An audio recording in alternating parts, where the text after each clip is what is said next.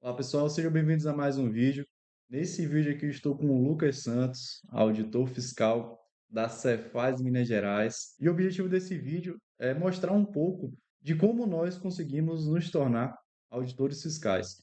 O Lucas ele tem uma trajetória bem parecida com a minha em relação ao método de estudo dele e é sempre uma honra conversar com ele porque é uma pessoa que tem uma visão bem abrangente e a respeito do estudo para concurso público e com certeza ele tem aí dicas e orientações que vai conseguir ajudar bastante na preparação de vocês. Só me apresentar aqui rapidamente, para quem não me conhece, meu nome é Yuri Leão, eu já fui aprovado em dois concursos para o cargo de auditor fiscal, um para o cargo de auditor fiscal da Receita Estadual da Cefaz Acre, no lugar, e outro em auditor fiscal da Receita Municipal do município do Rio de Janeiro, em 47º lugar. E o Lucas, ele dispensa apresentações aí, mas eu vou abrir um espaço aí para ele se apresentar, para quem não conhece ele, conhecer um pouco a respeito do repertório aí desse rapaz. Meu nome é Lucas.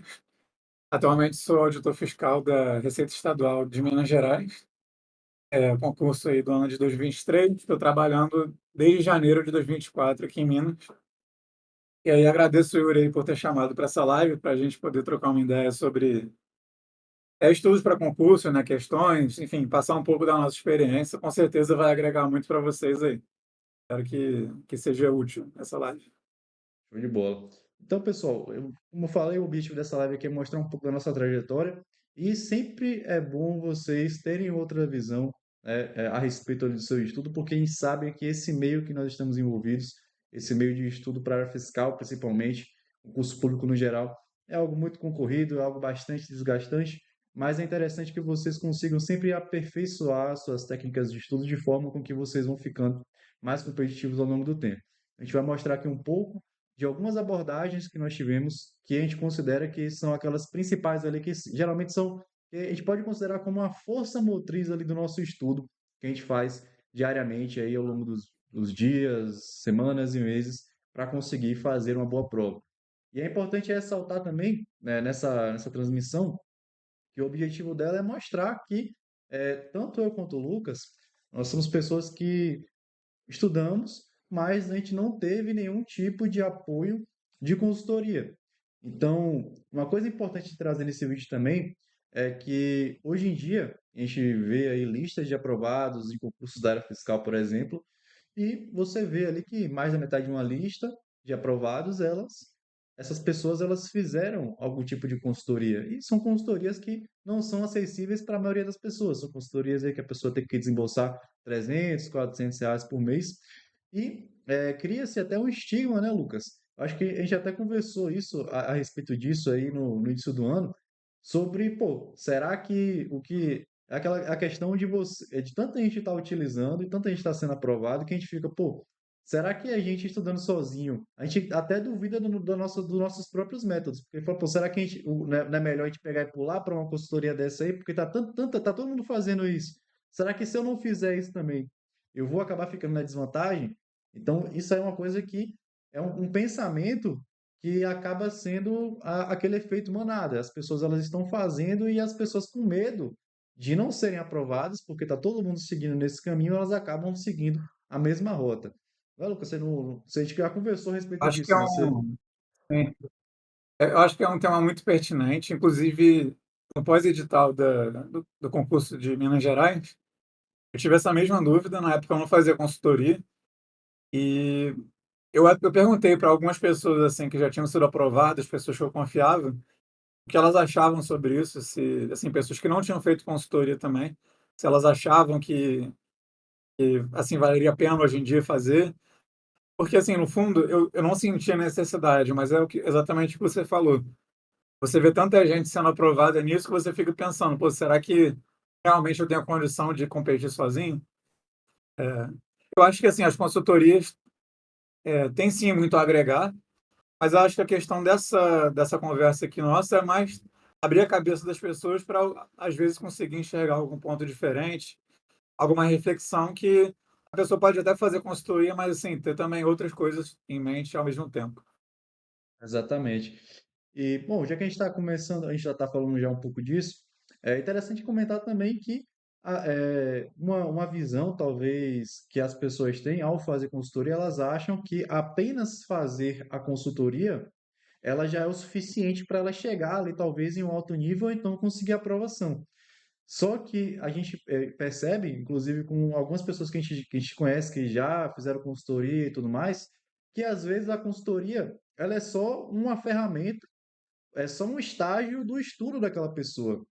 Então, uma coisa que a gente percebe é que às vezes a pessoa ela fica utilizando, né, a consultoria talvez como o foco principal, ela só quer fazer aquelas metas, ela só quer seguir aquele cronograma e não olha para outras ferramentas, para as outras formas de conseguir complementar o seu estudo.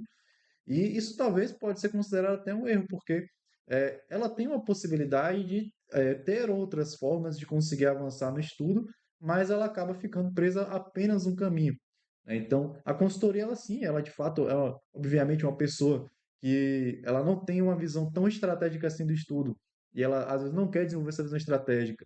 Ela pode seguir ali por um caminho de uma consultoria, que são pessoas competentes, que já passaram pelo mesmo caminho e têm ali, de fato, algo a agregar. Entretanto, é importante salientar que, às vezes, você só seguir naquele caminho pode ser que não seja o suficiente para você conseguir a aprovação. Tem pessoas que elas conseguem se adaptar a um tipo de abordagem, e tem pessoas que têm que ter, né, ferramentas adicionais ali para conseguir avançar no estudo.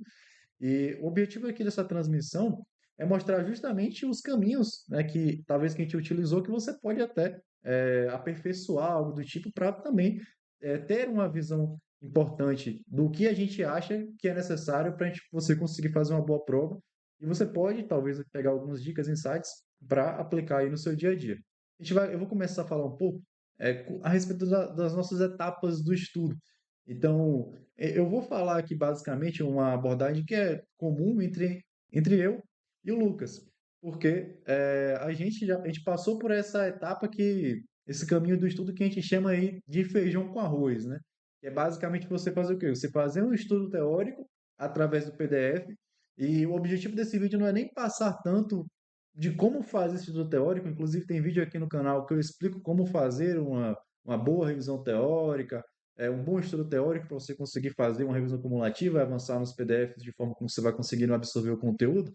Mas existe a outra etapa, que é depois do estudo dos PDFs, que na minha visão, e também acredito que na visão do Lucas, é a visão mais crítica do estudo, que é justamente o momento em que você vai conseguir se tornar competitivo para fazer uma prova.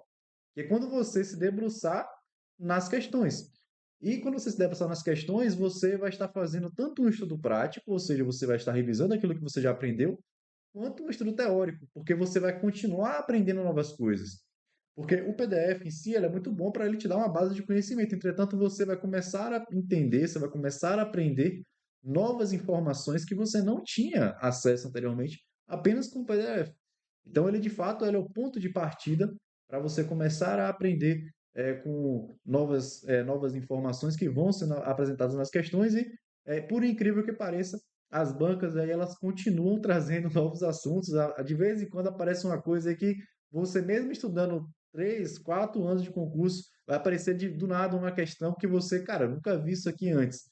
E as bancas elas têm essa habilidade aí de trazer inovações à medida que o tempo vai passando.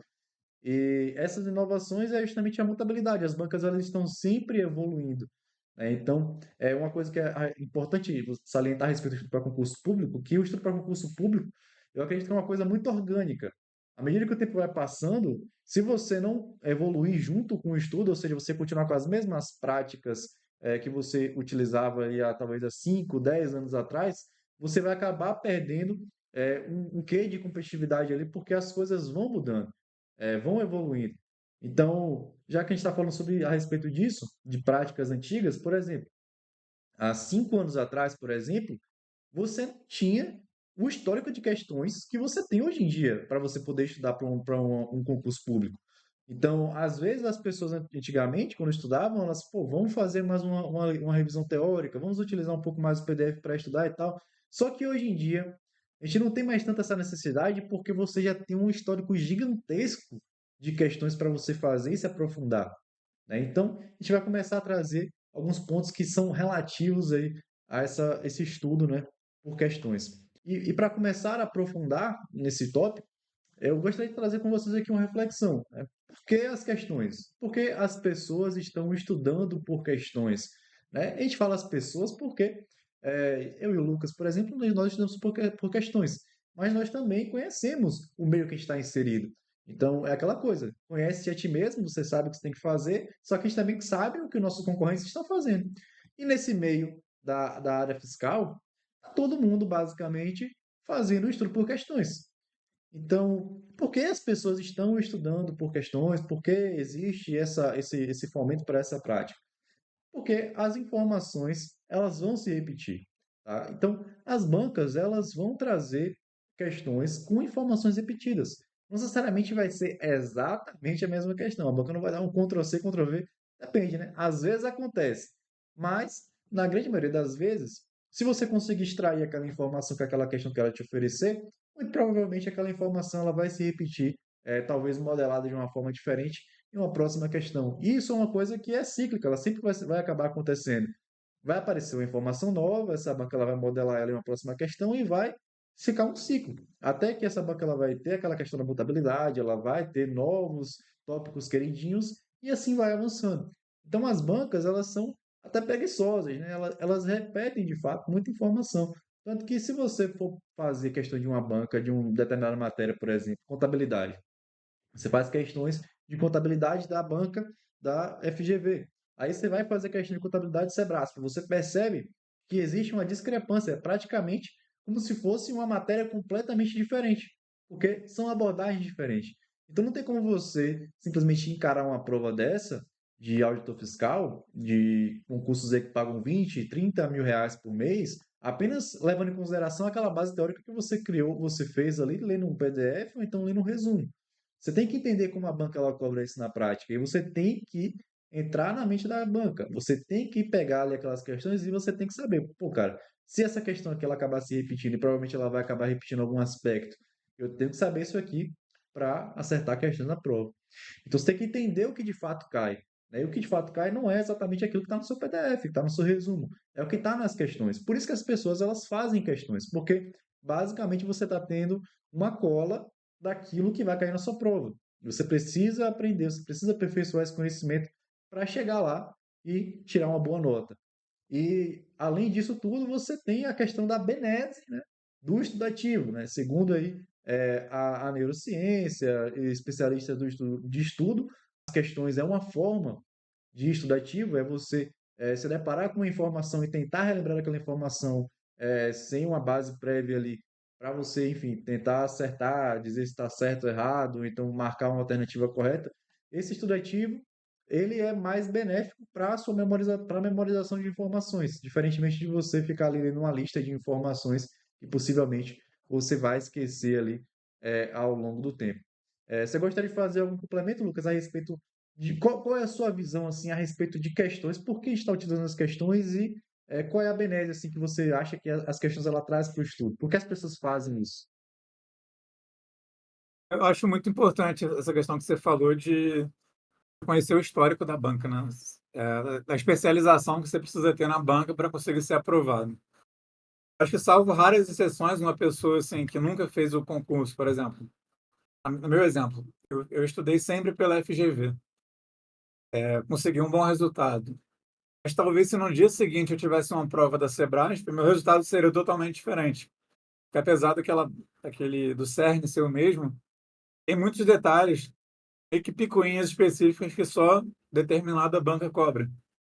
Então, realmente você tem que estar num nível de especialização muito alto e que você só vai obter por meio das questões para conseguir chegar preparado em concursos de diferentes bancos. Então, essa questão de dominar o histórico é fundamental, conhecer, pegar questões dos anos mais recentes aí e ter certeza que você tá bem nelas, né? Não adianta só chegar É, na prova com conhecimento genérico e achar que vai conseguir um bom resultado. isso aí é verdade, cara. E, e uma coisa que é importante salientar, complementando o Lucas, é a respeito da questão da competitividade que esses concursos eles estão. A cada ano que passa, eles acabam ficando mais difíceis, acabam tendo uma concorrência mais qualificada. Existe muito mais informações como essa que eu estou passando para vocês aqui, elas são mais difundidas, as pessoas estão começando a se atentar mais a como estudar melhor. Então, também tem a questão de, com o passar do tempo, talvez área fiscal há 4 anos atrás, ela não é tão conhecida como ela é hoje em dia, né? Existe toda a questão midiática por trás, consultorias, cursinhos, que fazem essa propaganda e acaba ali respingando na área também. Muitas pessoas que não tinham conhecimento acabam tendo. E aí aumenta mais as pessoas aquele leque de pessoas que querem conseguir esse cargo, ou seja, as provas vão ficando mais difíceis a cada ano que passa. E você ter essa especialização em banca, uma banca específica, principalmente a banca que vai fazer seu concurso, obviamente, é um diferencial que faz total diferença para você conseguir aprovação em cargos aí que talvez uma ou duas questões pode te deixar fora das vagas ou dentro das vagas. Então, a gente está falando aqui de coisas que é para você ficar muito atento, porque você não pode negligenciar esse aspecto se você quiser, de fato, conseguir a aprovação em um cargo desse. E dando continuidade aqui, eu gostaria de traçar com vocês um pouco das opções de abordagem que a gente tem a respeito das questões. Então, perceba que eu comentei com vocês, né? O Lucas também comentou a respeito da especialização de banca. Então, eu coloquei aqui um esquema para vocês entenderem um pouco melhor como é a nossa abordagem e como é uma abordagem, por exemplo, de uma consultoria padrão, né? Então, perceba que nesse círculo preto aqui, você tem a banca, né? A banca ela tem um leque, um banco de dados gigantesco de questões. Então você tem que utilizar os filtros corretos para você conseguir diminuir esse filtro aí, né? Esse círculo. Então, dentro dessas questões da banca, uma consultoria padrão, por exemplo, ela retira uma amostra dessas questões e cria cadernos de questões, né? Tanto que a gente tem um certo conhecimento aí de consultorias, de estudo para concurso público, as pessoas elas fazem cadernos de questões um pouco mais enxutos e tal, porque elas têm essa questão que a consultoria ela traz, né, que ela coloca ali filtros a mais, por exemplo, filtros de cargo e etc, que você consegue diminuir um pouco esse leque de questões e colocar nos cadernos para os alunos fazerem. Então, a opção de abordagem que a gente tem, que é basicamente o que a grande maioria das pessoas que fazem algum tipo de consultoria tem com as questões é essa. Elas pegam uma amostra, elas têm uma amostra ali de questões da banca e elas fazem essas questões e elas tentam se especializar nessas questões da banca, que é justamente aquilo que ela vai fazer ao longo ali do período que ela estiver estudando até fazer a prova. E tem a abordagem que eu e o Lucas utilizam, né, que a gente gosta de fazer uma abordagem diferente. Ao invés de você retirar ali uma amostra das questões da banca, a gente gosta de fazer um estudo, um tanto quanto mais robusto, que é da seguinte maneira: a banca ela tem um histórico gigantesco de questões, só que a gente tenta passear por esse histórico o máximo que for possível. Então, qual é que acontece? Então, a gente tem ali uns filtros padrão, como o Lucas até comentou, são anos mais recentes, esses anos mais recentes eles têm uma certa relevância a mais para você conseguir fazer uma boa prova, porque como eu comentei também a questão da mutabilidade das bancas, assuntos que eram relevantes há 5 anos atrás já não são relevantes hoje em dia. E para você saber quais são os assuntos relevantes, ou seja, aqueles assuntos que a banca mais gosta de cobrar nas provas e tal, e que você tem que ficar de fato especialista, você só vai conseguir entender quais são esses assuntos se você fizer as questões ali dos anos mais recentes. Por óbvio, algumas matérias você não vai conseguir fazer de anos tão recentes assim. Por exemplo, o direito civil, empresarial, são matérias que têm questões, poucas questões, então você talvez ali tenha que incluir uma banca ou outra, aumentar mais o leque ali de anos que você vai fazer aquele caderno de questões. Entretanto, voltando aqui para o cerne da nossa abordagem, nós gostamos de tentar passear o máximo possível nesse histórico de banca, porque dessa forma a gente vai conseguir ter muito mais informações para conseguir fazer uma boa prova. Então, se você quiser comentar um pouco a respeito, Lucas, desse estudo que a gente faz um pouco mais abrangente, é para as pessoas começarem a entender que às vezes você ficar preso ali em uma amostra pode não ser tão benéfico assim para uma pessoa que faz um estudo tão abrangente quanto o nosso aqui. Sim, sim. A situação que o caderno enxuto às vezes passa uma sensação de segurança para a pessoa, né? Imagina um assunto que a pessoa cria um caderno e aparece 300 questões. E aí a consultoria passa um caderno de 30 questões para essa pessoa, um caderno que ela vai conseguir fazer em 1 hora, e talvez.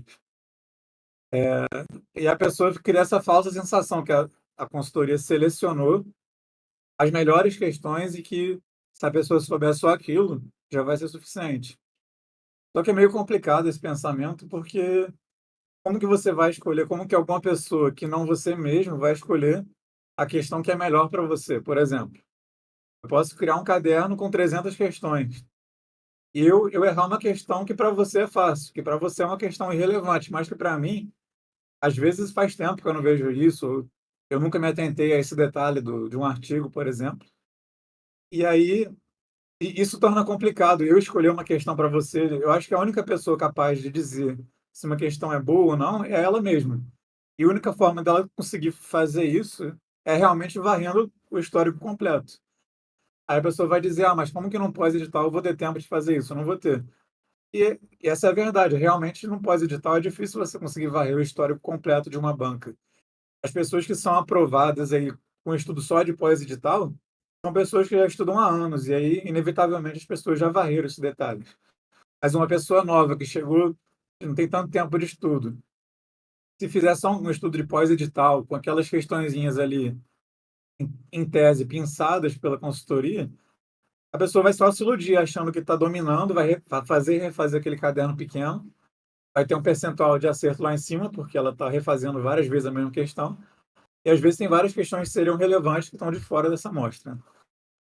Perfeito. E é isso, cara. O próximo, a nossa próxima conversa a respeito disso aqui é justamente uma representação visual aqui de como funciona esse nosso estudo um pouco mais abrangente. Porque é de fato, é um verdadeiro garimpo de informações que nós fazemos ao estudar um histórico relevante, um histórico robusto da banca.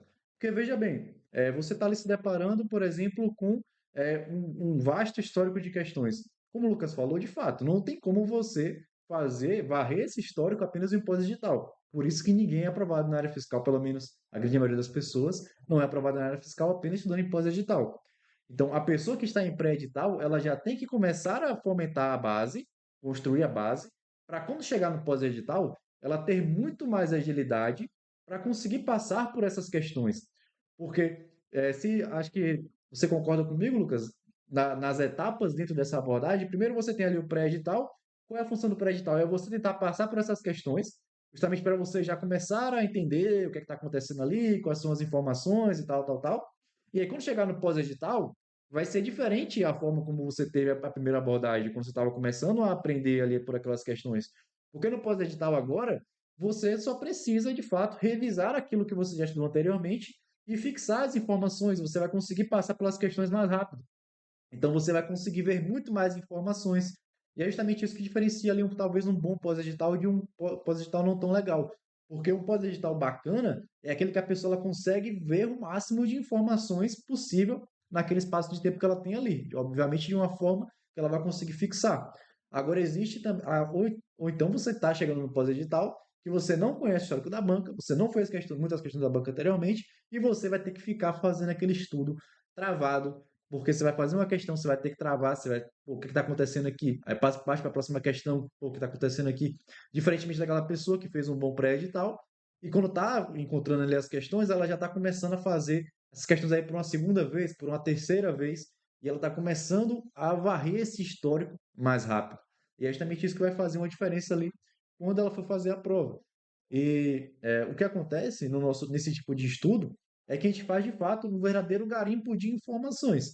Então a gente tem ali talvez 1.000 questões, dentro dessas 1.000 questões, elas vão existir questões irrelevantes, ou seja, como o Lucas falou, às vezes uma questão que é relevante para mim é irrelevante para ele, às vezes uma questão que é irrelevante para mim é relevante para ele. Só quem vai conseguir descobrir isso é a pessoa que está estudando. Então, questões irrelevantes e relevantes, ela é uma métrica, infelizmente, subjetiva. Não tem como dizer qual é objetivamente aquela questão ali de fato, aquela questão é relevante, aquela questão ali de fato ela é relevante.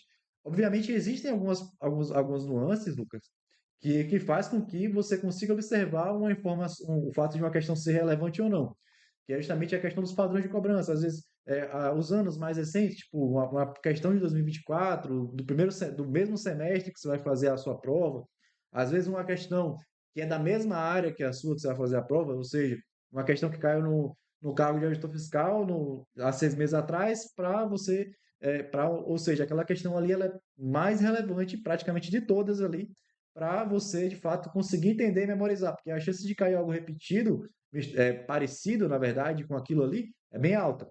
Então, existem essas nuances, a questão do cargo e tal, isso aí você já consegue ter um vislumbre daquilo que é relevante ou não. Mas é importante que você passe por essas questões com esse pensamento, tentando identificar de fato o que é relevante e irrelevante, fazer esse garimpo de informações, porque é justamente isso que vai se transformar em pontos no dia da sua prova, né? Então, essa abordagem que a gente faz é como se fosse de fato um garimpo. A gente está ali martelando e martelando questões, encontrando informações, né? Para a gente conseguir, talvez, ali colocar em um resumo próprio, que é nosso o material de consulta, para colocar essa informação relevante ali, talvez, em um Anki, para você rever ali ao longo do tempo. Então, é de fato você passar por essas questões e você entender o que está acontecendo ali, você entender como a boca está cobrando, enfim, é basicamente essa abordagem. Essa questão do garimpo é bem isso. Você, vamos dizer que você tem um banco de 1.000 questões de direito constitucional da banca CESP. Daquelas 1.000 questões, talvez, sei lá, 150 questões sejam relevantes para você. Dentre as questões que você errou ou questões que você acertou meio em dúvida. E aí é nessa 150 que vai ter o ouro ali para você ir peneirando, né? Refazendo. Exatamente. A gente ainda vai falar mais para frente na apresentação dos cadernos de erros. Você refazer esses erros, talvez você jogar essa informação num Anki, num resumo próprio. Então é meio que filtrar, você reduzir esse bloco grande de 1.000 questões em 150 ali. As 850 outras você já acerta meio que no feeling. Você não precisa mais Exatamente. ficar perdendo tempo naquilo. E aí você vai extrair essa 150, que para mim vai ser 150, para você às vezes vai ser outra 150. Então, acho que o resultado na mineração de cada um vai ser diferente, né? E dando continuidade, né, a respeito assim dessa questão do garimpo, você tem que saber também quais são ali talvez os filtros iniciais para você fazer esse garimpo de informações. Não é simplesmente você chegar lá, colocar a banca e você fazer questões de 10, 15 anos atrás. Não é assim que funciona. Então você tem que entender quais são os filtros que você utiliza em um estudo robusto de questões. Os filtros que a gente mais utiliza para fazer esses cadernos são filtro de ano, escolaridade e banca. Então, banca, obviamente, é a banca que vai fazer o seu concurso, ou então aquela que está mais cotada para fazer o seu concurso. Talvez você mesclar ali duas bancas. Eu acho que, sinceramente, eu acho que talvez você mesclar ali três bancas ali em um prédio e tal, talvez seja até demais. Você vai ter um caderno muito grande. Com uma banca você já tem um caderno muito grande. Com duas bancas, você já consegue ali, talvez, deixar um pouco o estudo mais direcionado, você vai ter menos questões ali e você vai conseguir também memorizar mais informações, porque você não vai ficar dividindo tanta atenção assim para três bancas, né? Tem a questão de você fazer um estudo um pouco mais abrangente, mas para a abordagem que a gente utiliza, talvez ali você colocar duas bancas no máximo em um caderno já seja o suficiente para você ter um leque, de fato, um leque de informações ali relevante para você trabalhar.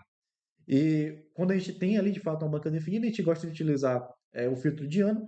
O ano, eu vou fazer aqui um adendo, que é o seguinte: como eu falei para vocês da questão da mutabilidade, dos anos e tal, você tem que ter noção que as informações que as bancas elas cobram nas provas, elas vão se atualizando com o tempo.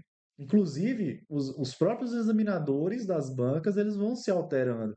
Às vezes o examinador que está fazendo as provas atualmente da FGV Direito Constitucional, por exemplo, não é mais o mesmo examinador de 2018, 2019. Então, mas ele é o examinador que está fazendo as questões de 2023, 2024, 2022. Então, você tem que focar mais nesse cara, mais nesse examinador, porque mais que a gente fala de bancas, ainda assim são pessoas fazendo aquelas questões. São quem? Justamente são os examinadores. Então, às vezes você vai passar ali por algumas questões da banca que você, dentro do mesmo assunto, você vai perceber uma abordagem diferente. Às vezes é até um outro examinador que está fazendo ali as questões. Às vezes a banca tem um, dois, três examinadores para uma matéria. Isso é importante ficar ligado. E os anos, os principais anos, eu diria ali, que são os últimos 3, 4 anos da banca, eu acho que você já vai ter, de fato, um histórico relevante de informações para você trabalhar. Né? Porque, além disso aqui, além de você ter um caderno muito grande, além do que já vai ser grande, se você utilizar esses filtros aqui, você vai estar vendo muitas informações que já não são tão relevantes assim para a cobrança nos dias atuais. E um outro filtro também que a gente utiliza só para dar uma contrabalanceada nesse tamanho de caderno, que é o filtro de escolaridade. Se você colocar ali um filtro de escolaridade para ensino superior, para nós que estudamos para um cargo que é de ensino superior e tem uma certa dificuldade nas questões, quando você coloca um filtro de ensino superior, você acaba filtrando questões que são, entre aspas, mais difíceis. Então você consegue ali passar ali, dar uma reduzida no caderno e assim você consegue ver mais questões que são mais relevantes para o objeto de estudo que a pessoa tem. Você tem ali algum complemento para fazer a respeito de filtro, Lucas? Aham. Sim, os filtros que eu uso são basicamente esses. Atualmente, eu até estou usando só ano e banca mesmo. Eu já usei escolaridade também para diminuir, principalmente em direito constitucional e administrativo, né, que tem muita questão. Sim, Mas assim, como eu estou numa fase de meio que conhecer o histórico da banca ainda, eu estou fazendo meio que de uma forma mais ampla. E, infelizmente, é isso. Tem que ir fazendo muitas questões. Às vezes tem questão que vai ser relevante para você, mas é a questão da mineração. Acho que cada um vai identificando em cada matéria até que ano vale a pena descer. Talvez, sei lá, em direito constitucional, os 2 últimos anos seja suficiente. Em direito civil, você vai ter que descer talvez 5 anos, seis cinco anos, anos, botar mais, é. mais de uma banca, botar 3 bancos. Então, acho que realmente, eu acho que esse que é o ponto importante. A pessoa tem que ir entendendo ela mesma. Pode ter uma consultoria, pode, mas a pessoa também tem que se forçar a fazer uma análise de razoabilidade daquilo. Se faz sentido fazer só aquela quantidade de questões, se dá para descer mais um ano, se dá para botar mais uma banca, enfim. Exatamente. E por mais que a gente mostre isso aqui, né, que é um filtro entre aspas padrão, isso aqui ela se encaixa muito para matérias que têm muitas questões. Mas existem algumas matérias específicas que você não vai utilizar esse tipo de filtro aqui. Isso aqui é basicamente um filtro ali padrão. Agora você vai, por exemplo, direito civil, você vai ter que aumentar a quantidade de anos, talvez colocar uma outra banca. Empresarial, a mesma coisa. Direito penal, a mesma coisa. Você não tem tantas questões assim. Contabilidade, o que é que você pode fazer? Ah, a contabilidade você pode colocar, às vezes, mais de uma banca. Por exemplo, se você estiver estudando para o Sebrasp, você pode tirar você pode tirar as questões de certo e errado, colocar a múltipla escolha e misturar com outra banca. Então, enfim, são coisas que você vai pegar só com o tempo. Mas você precisa ter essa visão para você, de fato, não ficar ali só no automático. Ou seja, eu vi que o Yuri e o Lucas, eles usam apenas esses filtros aqui. Então, eu vou fazer esses filtros aqui para todos os cadernos. É bem assim que funciona. Você tem que ter essa questão da razoabilidade, que é, de fato, o diferencial para você fugir ali de aspectos que as pessoas vão seguindo sem se questionar o que elas estão fazendo. Então, eu acho que essa questão que o Lucas trouxe aí, da razoabilidade, ela se encaixa não só para os filtros, mas para muitas outras coisas do estudo, que a pessoa ela tem que fazer essa autoanálise para saber aquilo que é relevante ou não, para ela, né? Então, isso é muito importante trazer também. E por fim, mostrando um pouco aqui de como a gente gosta de abordar essas questões da banca, eu trouxe aqui dois estilos de cadernos de questões, que é um estilo que eu gosto de utilizar e tem outro estilo que o Lucas ele gosta de utilizar, mas no final das contas vai ter praticamente o mesmo resultado. O estilo que eu gosto de utilizar é um estilo que eu faço caderno de questões separado por bloco de assunto. Então, dentro de uma matéria, por exemplo, direito constitucional, eu gostaria de separar 10, 12 blocos de assunto em que eu vou, em cada bloco desse, ter assuntos que remetem a uma ementa de direito constitucional. Então, eu gosto de fazer esse tipo de questão, eu gosto de fazer esse tipo de bloco, porque eu consigo ter essa visão um pouco mais estratégica de como eu estou em cada assunto. E também eu consigo fazer meio que um controle de como eu estou conseguindo avançar nos assuntos. Então, eu consigo ter uma revisão um pouco mais sistemática, para saber que, pô, a cada 2 semanas eu estou revendo tal assunto e tal. Então, eu consigo, de fato, ter uma visão ali um pouco mais estratégica do meu estudo. Eu gosto de utilizar esses blocos de assunto por conta disso. E o Lucas, ele gosta de utilizar cadernos mais robustos, né? Se você quiser falar um pouco, como é que você gosta de fazer esses cadernos, Lucas? Fala aqui pro pessoal, porque a ideia Ah, é a mesma. A gente vai ver as questões da banca, mas existem formas diferentes de ver isso, né? sim. No geral, a maior parte das vezes eu faço um caderno único para a matéria. E aí vai ser um caderno grande, talvez com mais de 1.000 questões. Antes eu gostava até de fazer cadernos menores, mas depois eu vi que fazer maiores tem me ajudado para você conseguir meio que martelar. Talvez fazer uma questão parecida várias vezes, você vai ter que fantasiar o seu percentual, mas ao mesmo tempo isso te ajuda a decorar aquele conceito, né? Ver várias vezes como que o examinador cobra. E em algumas situações eu até separo sim em bloco, dependendo se for um assunto, por exemplo, TI, são meio que matérias diferentes dentro de uma mesma matéria, né? Aí eu gosto de Sim. ter um caderno de segurança da informação, um caderno de banco de dados, um caderno de, enfim, dos subtópicos da matéria. Às vezes tem Aham. um tópico dentro de constitucional que eu sei que eu preciso melhorar, sei lá, controle de constitucionalidade. Só aquele filtro que eu botei até aquele ano, eu estou sentindo que eu preciso de mais. Aí eu separo aquele dali e faço no bloco separado. Mas, enfim, no final acho que vai chegar no mesmo resultado. É só a pessoa ter esse feeling de entender se ela precisa ir além, o que que ela precisa para chegar no resultado. Perfeito. E, por fim, vou trazer para vocês qual é o resultado dessa abordagem que a gente tem. Então, depois de explicar para vocês como a gente faz o nosso estudo por questões, mostrar ali de fato como é o operacional desse estudo, a forma que a gente faz essa abordagem, qual é o resultado final que a gente tem quando a gente consegue fazer isso bem executado. Primeiramente, você vai ter uma clareza no dia da prova. E aí, o que seria essa clareza no dia da prova? Quando você está fazendo uma prova dessas bancas grandes, que a gente está passando ali pelo histórico dela, você vai chegar no dia da prova e, enfim, pode cair uma distribuição aleatória de questões ali que ninguém faz a mínima ideia do que pode vir. Mas, como a gente já ressaltou, as bancas elas vão repetir as informações. Se você estiver fazendo a sua prova ali e você perceber e você fez esse estudo bem feito, como a gente está comentando aqui, quando você chegar no dia da prova e você analisar as questões, se você perceber que uma questão, por exemplo, você nunca ouviu falar a respeito dela, um assunto que você talvez nunca nem tenha tocado, muito provavelmente essa questão ela não estava naquele escopo de informações que você fez quando você estava fazendo a mineração de informações com as questões. Então, qual é o resultado disso? Se você está fazendo uma questão que ela provavelmente ela não estava naquele escopo, não estava só para você, estava para todo mundo. Porque, como a gente comentou, existe uma paridade de método de estudo, que é uma coisa que é praticamente universal, e está todo mundo estudando e fazendo questões. Então, se você que conseguiu barrer ali bem o histórico da banca, chegar no dia da prova e você ver uma questão que você nunca viu na vida, muito provavelmente aquela questão classificada como inédita, e a chance de uma pessoa acertar é bem difícil. No máximo, você vai conseguir cortar ali duas alternativas, porque você já tem um conhecimento suficiente para cortar duas, três alternativas, e ficar entre dúvida entre um e outro e acabar marcando. E isso, no final das contas, é uma coisa que faz aquele efeito de distribuição, entre aspas, sorte também, na uma classificação de concurso. Porque, às vezes, você tem ali em concursos que o top 10, o top 20, provavelmente até seriam as mesmas pessoas.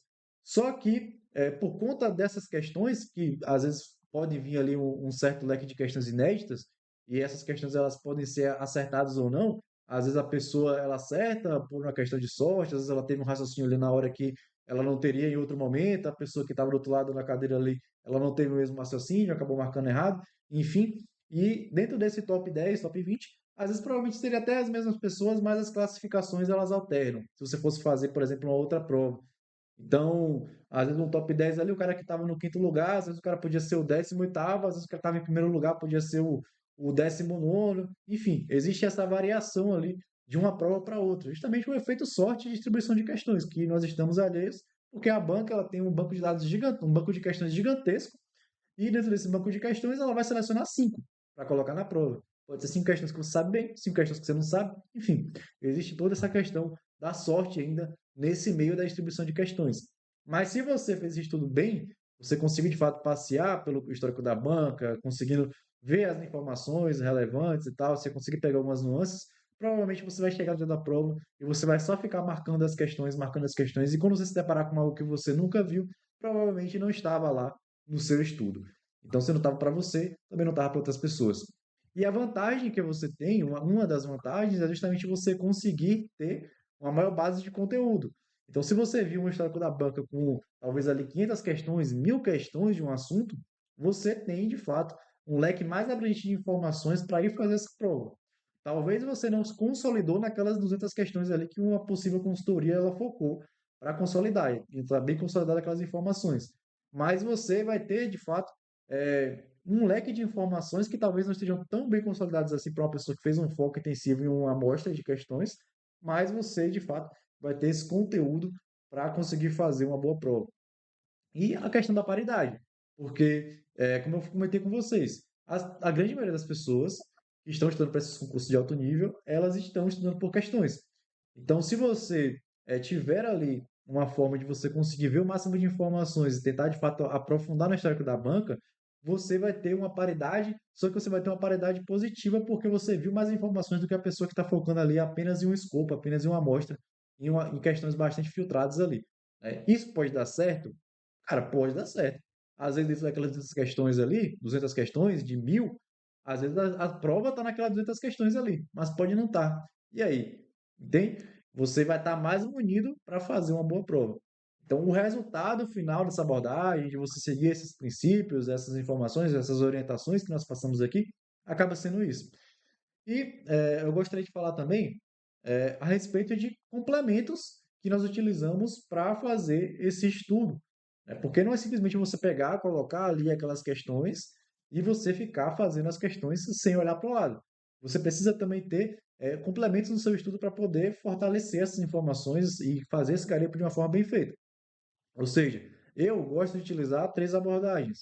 Eu gosto de utilizar o Anki misturado com a inteligência artificial, ou seja, eu uso a inteligência artificial para criar os flashcards, para não perder tempo criando flashcard com base nas questões, e depois eu jogo no Anki e eu uso isso como se fosse minha fonte de resumo.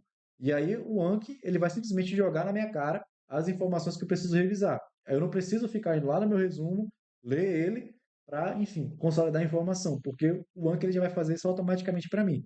Então, eu gosto dessa abordagem. Eu também tenho o caderno de questões erradas, que é o caderno que eu utilizo quando passa ali uma semana. Cada semana eu crio um caderno de questões que eu errei ao longo da semana para revisar essas informações, porque elas, de fato, talvez elas sejam as mais importantes dentro daquele garimpo. Porque eu estou garimpando informação ali. Para mim, as informações mais importantes são as informações que eu não estou acertando. Porque as questões que eu estou acertando, muito provavelmente, se elas se repetirem, eu vou acertar novamente. Agora, as que eu estou errando é diferente. Então, você acaba garimpando e filtrando também os erros.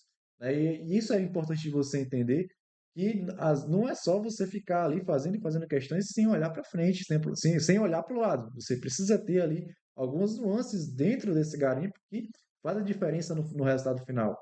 E uma coisa que eu utilizei bastante também, só que hoje em dia eu já não estou utilizando tanto, que é o resumo próprio, que é você pegar ali informações nas questões e colocar dentro ali de um material de consulta para, caso você sinta necessidade, você ir lá e fazer essa consulta de informações. Né? E o Lucas, ele utiliza basicamente as mesmas ferramentas aí, né, Lucas? Isso, a única diferença é o Anki, que eu particularmente não gosto muito, mas eu reconheço que é uma ferramenta muito boa, porque várias pessoas que passam usam e gostam muito, né? Mas aí, basicamente, eu uso o resumo próprio. Conforme eu vou fazendo questões, eu vou selecionando alguns pontos e jogando num arquivo de Word. Eu faço meio que uma estrutura de tópicos e uma árvore, né? Vou jogando dentro de umas caixinhas de conhecimento ali. E esse resumo, assim, eu não fico voltando nele continuamente para ali, por exemplo. Eu até já fiz isso lá nos meus primórdios, quando eu estava começando a estudar, mas eu logo vi que não valia a pena. Eu volto basicamente em duas situações. Quando eu erro uma questão, que eu vejo que eu sei que tem essa informação lá no meu resumo, aí volto lá só para consulta, para revisar E pontualmente no aquilo fórum não dali. tem essa informação ainda, às vezes uma questão recente, né? Isso, Aí, não, aí você de fato tem que ir lá no seu isso, resumo para encontrar essa informação. isso. Ou às vezes até tem no fórum, mas eu sei que eu tinha um raciocínio que fazia mais sentido na minha cabeça, então eu ia lá para consultar. E na situação de revisão final, que é o outro momento que eu volto no resumo. Mas esse resumo eu até acho importante também, porque, por exemplo, agora, eu estava alguns meses sem estudar. Na verdade, eu estava quase um ano sem estudar, porque depois do ISS Rio eu até continuei. Mas, assim, em um ano eu devo ter estudado, sei lá, 100, 150 horas. É muito pouco, né? Então, eu fiquei basicamente um ano parado e voltei. E ter esse resumo, assim, tem vários raciocínios que estão lá dentro, que estão dormentes no meu cérebro, mas voltando ali pontualmente para consultar alguma coisa, quando é alguma questão, facilita essa retomada, né? Eu não vou ter que reconstruir vários conhecimentos, porque eu basicamente vou ter que consultar lá. E o caderno de questões erradas, que a gente faz no próprio TEC, né? Baseado no que a gente vai errando. No meu caso, como eu estou estudando poucas horas, 20 a 25 horas por semana, às vezes 30, eu não consigo crescer tão rápido assim o número de questões. Então eu espero talvez uns 20 dias, 25 dias, e aí vou lá e crio um caderno de erros. Então acho que varia muito de acordo com o ritmo que a pessoa está indo também, né? Se a pessoa está numa carga mais alta, vai estudar também, às vezes, de 7 dias, ou 10 dias, 15 dias, para fazer um caderno de questões erradas para repassar aqueles erros ali, né? Uma coisa que eu faço, né, também encorajo aos meus alunos fazer, às vezes você está fazendo ali um filtro, o filtro de caderno de questões erradas no TEC, nas estatísticas ali, e você não precisa necessariamente selecionar todas as disciplinas das questões que você errou. Às vezes você pode selecionar disciplinas específicas que você sente um pouco mais de necessidade de melhorar. Dessa forma, você vai deixar o seu caderno de questões erradas um pouco mais enxuto, e aí você não vai precisar ficar gastando tanto tempo nele assim. Então, é uma forma de você diminuir e ainda conseguir ter uma boa efetividade nessa técnica de caderno de questões erradas. E por fim, meus amigos, eu gostaria de tratar com vocês aqui a respeito de uma coisa que também é um outro ponto em comum do meu estudo e do estudo do Lucas, que é a revisão final. Então, a revisão final é uma coisa que eu vejo aí que ela é talvez até negligenciada por muitos estudantes, por muitos concurseiros, e negligenciada também por talvez consultorias. Elas seguem com a mesma estrutura até de fato chegar à prova e elas não têm uma visão um pouco mais estratégica de como fazer essa revisão final.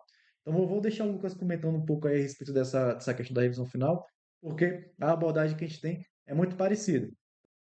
Como você falou, a revisão final acho que não é uma unanimidade entre todo mundo.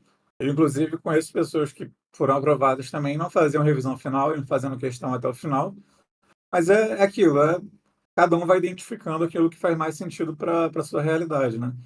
No meu caso, assim como eu fazia na faculdade, até no colégio, eu gostava ali de, na véspera da prova, fazer aquela revisão, né? Passar por todos os assuntos.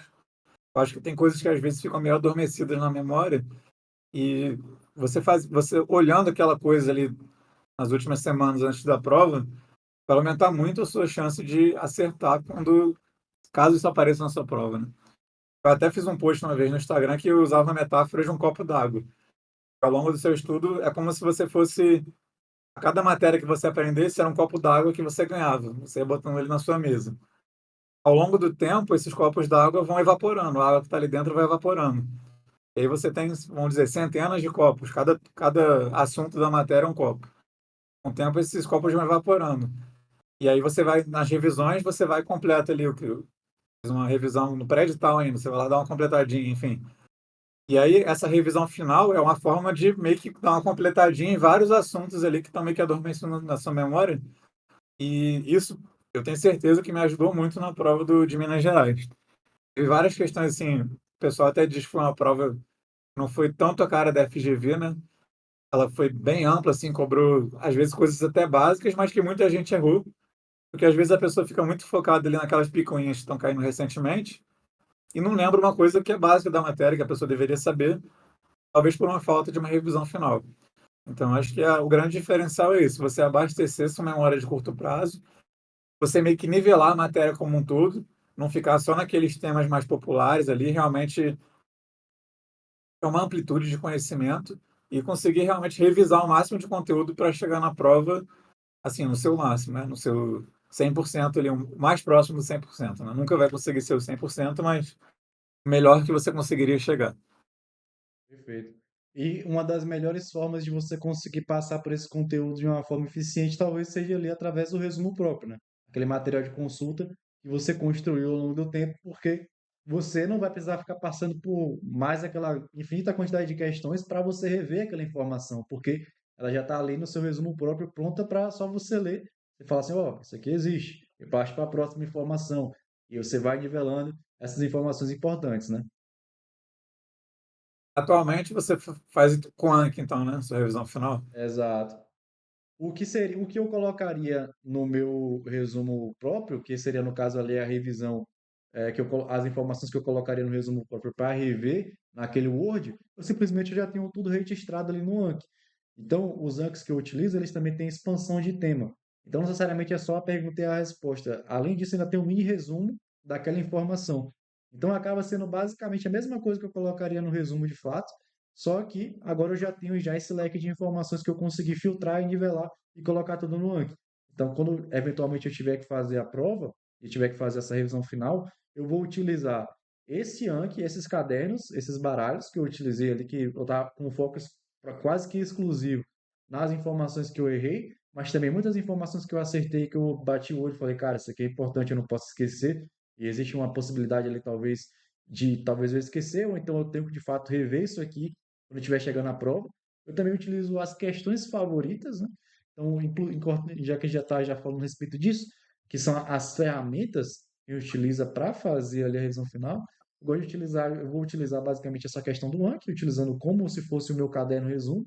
Vou utilizar as questões favoritas, que ainda assim eu utilizo essa prática, mas eu só de fato vou fazer essas questões favoritas quando estiver chegando lá nas últimas semanas da prova, quando estiver de fato na revisão final, que aí eu vou pegar aquele leque de informações de questões favoritas e vou focar mais em fazer elas, do que de fato ficar passeando por aquele histórico gigantesco ali da banca, e talvez ali fazer um caderno de questões erradas e tal, só para dar uma lapidada em algumas coisas ali que eu errei recentemente e que de fato pode ser interessante de eu rever no curto prazo para fazer a prova. E uma coisa interessante, né, que eu acho que também é uma coisa interessante do que você traz, que é a intensificação na leitura. Porque quando a gente está fazendo questões, por mais que a gente treine a leitura, a gente faça a leitura quando a gente está fazendo questões, essa leitura como um modo de estudo passivo, né? Que é você ler, por mais que tenha essa questão difundida na neurociência, que a leitura em si, ela se perde muito mais rápido, a informação, acaba que isso não é um problema para a revisão final, porque a prova vai chegar ali daqui a 2 semanas.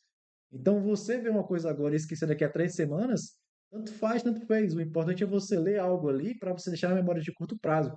E a leitura é a forma de você conseguir absorver o máximo de informações, você consegue absorver um grande leque de informações para deixar essa memória de curto prazo. Você não precisa ficar ali mais matutando questões.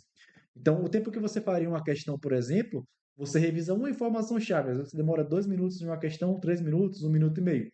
Agora, na leitura, você consegue talvez passar ali, em 2 minutos, você consegue passar por umas três informações-chave que você encontrou já fazendo as questões. Então, a leitura ela vai ajudar a massificar esse conhecimento, a deixar esse conhecimento na memória, para quando estiver chegando a prova, você acertar. E, tipo assim, é uma coisa que depois da prova você vai esquecer. Mas o importante é você gravar para a prova. Você pegar, colocar aquela informação ali para a prova. Depois, se você esqueceu ou não, tanto faz, tanto fez. Você já fez a prova, o seu ponto já está garantido. Eu concordo aí com o que você disse. Essa questão da leitura, né?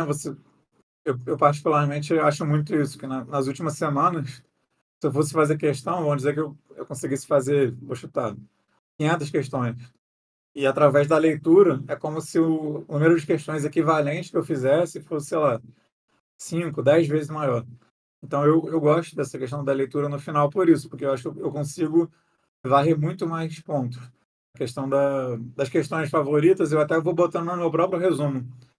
É, eu nunca consegui usar muito bem a questão favorita no TEC, porque ia se criando um caderno muito meio grande, eu comecei a jogar no meu resumo próprio. Então, enquanto eu estou fazendo essa revisão final, tem algumas questões ali que estão marcadas e às vezes eu até faço elas, é uma questão importante para determinado tópico, eu até meio que reviso ela. Então, eu vou lendo e vou meio que refazendo várias questões ao mesmo tempo. Perfeito. Uma forma passiva, realmente, mas Você beleza. basicamente faz as questões favoritas colocando essas questões no seu resumo, né? Pô, é a forma que você Isso, utilizou. isso, Você encontrou para deixar mais eficiente essas questões favoritas. Perfeito. isso. E agora comente aí, Lucas. Você, principalmente porque você, assim como eu, já teve resultados positivos fazendo muito bem o uso da revisão final. Então, qual é o resultado que você sentiu ao fazer uma revisão final dessa forma como a gente está conversando aqui? Na hora da prova, tem questões assim que você vê que são coisas que realmente estavam adormecidas na sua memória e que se eu não tivesse feito aquela revisão, eu provavelmente erraria aquela questão na hora da prova. E teve questões já, inclusive, do próprio concurso que eu fiz, que eu fiz, sei lá, meses depois e errei. E por que que eu não errei na hora da prova? Porque aquele assunto meio que estava latente ali na minha memória. Então é isso, às vezes você sabe o conteúdo, mas se ele estiver um pouco adormecido, você já vai ter uma chance bem maior de errar na hora da prova ali. A questão da revisão, acho que o principal resultado positivo é isso. Tem várias questões que você possivelmente iria errar, que você converte em um acerto, simplesmente por ter olhado aquilo dali, como se fosse uma cola, né? Você colou, mas antes de entrar dentro da prova. Eu realmente sigo isso até o último minuto ali. Tô entrando na prova, eu até tenho um resumo do resumo. Eu tenho meus resumos próprios. E aí, quando tá no pós-edital, eu até meio que filtro os pontos principais de cada um num resumo único. E aí vai ter uma coisa ali que no último dia antes da prova, no caminho da prova eu vou lendo, porque às vezes é tipo assim, um tema que é quase certo que vai cair. É o Aquelas supra-sumo decorebinhas, ali, né? né? Às vezes tem um mnemônico que tá caindo toda hora, sei lá, um negócio de etil, cobit, né? Que tem vários detalhezinhos assim. Acho que é importante. Algumas coisas você ir olhando realmente ali até a hora de entrar na prova. Eu sempre gostei assim, pelo menos. E aí, sobre essa questão da visão ampla, eu acho bem importante também, porque você realmente consegue rodar o edital inteiro num curto intervalo de tempo, né? Você teve o seu pré-edital inteiro, o seu pós-edital inteiro de estudo, mas naquela última semana ali é como se você estivesse recomeçando tudo do zero e fosse olhar todos os assuntos assim, sem tendenciosidade, sem olhar, ah, não, esse aqui é um assunto mais importante, esse aqui é um menos. Não, você vai olhar tudo. E às vezes aquele assunto dali que você menos esperava é o que vai cair lá na hora e vai te dar uma pontuação que às vezes seu concorrente não vai ter, porque ele ficou focando só em alguns pontos específicos. Bom, pessoal, basicamente a gente trouxe aqui uma boa parte do nosso operacional de estudos. Isso aqui é uma coisa que a gente faz diariamente. Obviamente, a gente tem algumas nuances ali que a gente vai fazer e tal, mas a gente não consegue trazer isso tudo nesse vídeo aqui. Foi justamente para mostrar para vocês um caminho que a gente utiliza e um caminho que você também pode utilizar. Você pode lapidar essa informação para você, de fato, ali, construir o seu próprio caminho, talvez utilizar ali, não exatamente o que a gente faz, mas uma forma de você conseguir modelar e adaptar isso, porque o estudo para concurso público é uma coisa que não é, às vezes, um caminho único que você vai seguir, ele vai funcionar para todo mundo. Por isso que eu fiz até um adendo a respeito da questão das consultorias. Cara, às vezes a consultoria, uma consultoria de estudo para concurso público, ela pode servir para uma pessoa, mas para outra pessoa não servir. Então, existem coisas que são muito pessoais para esse estudo, porque é um estudo muito que requer muito da pessoa. Você tem que estar no seu máximo, então você tem que encontrar a forma de você desempenhar o seu melhor. E às vezes uma metodologia ela traz o seu melhor à tona e outra metodologia ela não traz o seu melhor à tona. Então, bom, você precisa experimentar, mas você precisa também saber ali, né, ter essa razoabilidade daquilo que você está fazendo, se de fato está tendo resultado, se não está. Você ter essa análise crítica depois de fazer uma prova é essencial para você não ficar pulando de pós-edital em pós-edital. Então, basicamente, isso aqui foi só um alerta final a respeito dessa questão de metodologias de estudo, que a minha e a do Lucas assim, é muito parecido. E também, se você quiser aprender um pouco mais a respeito dessa questão de metodologia de estudo, principalmente essa abordagem que eu trago, eu construí o Manual Coliseu. Lá no Manual Coliseu você vai conseguir ter acesso a essas informações que a gente passou aqui no vídeo, que a gente conversou, mas bem mais detalhadas, bem didáticas, para você conseguir de fato seguir nesse caminho estruturado, do estudo para concurso público, e você conseguir de fato ser o seu próprio guia durante esse caminho no estudo para concurso público, porque você já vai ter ali já informações bem estruturadas, bem didáticas, para você poder de fato construir a sua aprovação. Então, o Manual Coliseu ele tem ajudado diversas pessoas a, de fato, construir ali o seu caminho para a aprovação. Ele vai ser, de fato, um ótimo guia para você conseguir estabelecer ali uma rota até você conseguir o seu cargo público. E eu vou deixar esse espaço aqui para vocês falarem, conversarem com a gente aqui nos comentários. Então, se vocês tiverem alguma dúvida a respeito do que a gente conversou aqui no vídeo, vocês podem mandar aí nos comentários do vídeo, que eu e o Lucas a gente vai estar ali ativo para responder vocês.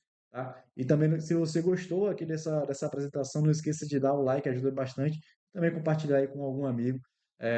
Isso aí sempre ajuda na divulgação e visibilidade do canal. Você gostaria de se despedir, Lucas? Conversar um pouco com o pessoal para a gente finalizar essa transmissão?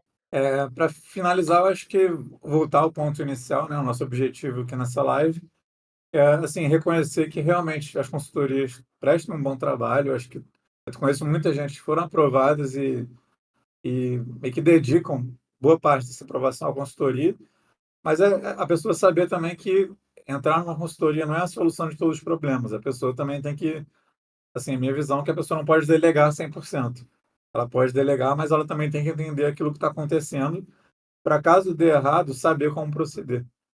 E aí, acho que a pessoa entender, ter esse domínio, né, por exemplo, que você traz, a informação que você traz do Manual Coliseu, é muito importante para a pessoa também saber andar com as próprias pernas, né? Não só receber o peixe na mão, mas saber pescar, né? Conseguir fazer adaptações, porque às vezes a adaptação é o que vai te dar o pontinho a mais ali que você precisa para ser aprovado. Exatamente. E também só pra comentar com vocês, pessoal, se vocês quiserem e acompanhar um pouco mais aí do nosso dia a dia, a gente sempre está postando ali orientações, dicas de estudo lá no nosso Instagram. Se vocês quiserem me seguir, o meu Instagram é esse aqui embaixo, é Yuri de Leão, e também tem o Instagram do Lucas aí, Lucas com dois S, ponto concursos. Então, a gente está sempre ativo lá no Instagram, compartilhando um pouco da nossa rotina, e também trazendo ali, sempre que possível, algumas orientações de estudo e tal para vocês acabarem se aperfeiçoando aí mais nessa prática aí, que é o estudar para concurso público, que é uma coisa que de fato requer muito da gente e que a gente precisa aperfeiçoar. Mas enfim, pessoal, basicamente é isso. Espero que vocês tenham gostado da transmissão e até uma próxima live. Tchau, tchau, Valeu! galera.